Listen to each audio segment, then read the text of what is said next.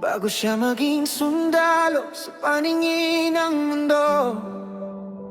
Isa muna siyang taong may pusong marunong magmahal, pagod man ang katawan. Para sa pamilya may lakas pa rin siyang ibigay. Yeah.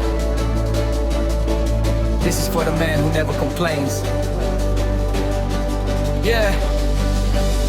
Maghapon sa trabaho, katawan ay pagod. Sa init at puyat, pilit pa rin bumabangon. Suot ang uniforme, dala ang responsibilidad. Pero pag uwi sa bahay, pamilya ang hinahanap. Kahit mabigat ang araw na kanyang dinaanan, ngiti pa rin ang dala pagdating sa tahanan. Hindi niya sasabihin kung gaano siya kapagod, basta makita lang silang masaya, sapat na ang lahat. Pagod na ang katawan, pero ang puso hindi sumusuko. Dahil may mga taong handa niyang ipaglaban kahit anong mangyari. Sa likod ng pagod, may pusong lumalaban para sa pamilyang kanyang pinakamamahal. Kahit ilang hirap ang niyang pagdaanan, ngiti nila ang kanyang tunay na pahinga sa buhay. Mabuting sundalo, pusong hindi sumusuko. Kahit pagod, kahit hirap, patuloy pa rin ang laban. Dahil pamilya ang dahilan kung bakit siya bumabangon.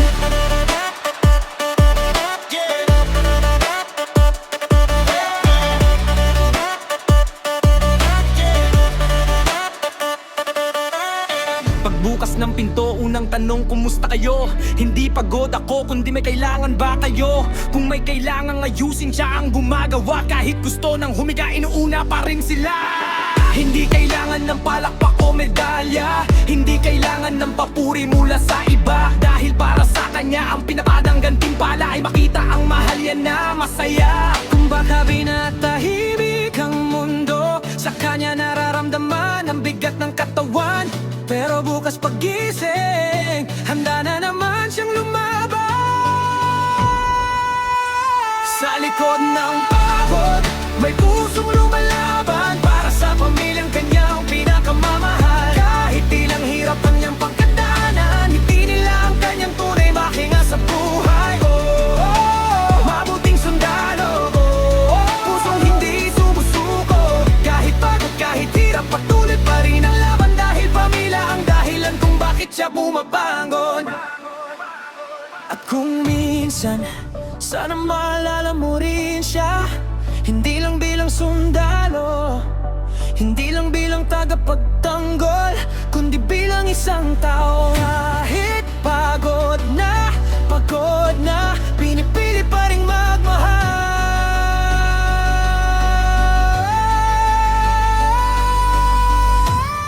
Dahil ang tunay na bayani hindi laging nasa laban. Minsan, nasa bahay siya.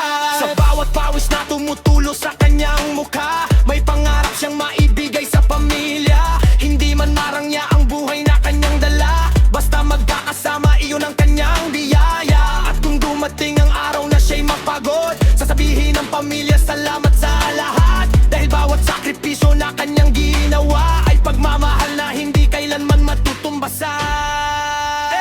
Sa likod ng pagpagod, may pusong lumalaban, may pusong namamahay. Pagod dahil pa rin sumusuko, kahit pagod na pamilya pa rin ang pili niya. Mabuting sundalo, mabuting ama, mabuting kasama, mabuting tao. At sa bawat pagod na kanyang dinatao, pamilya ang dahilan kung bakit siya bumabangon.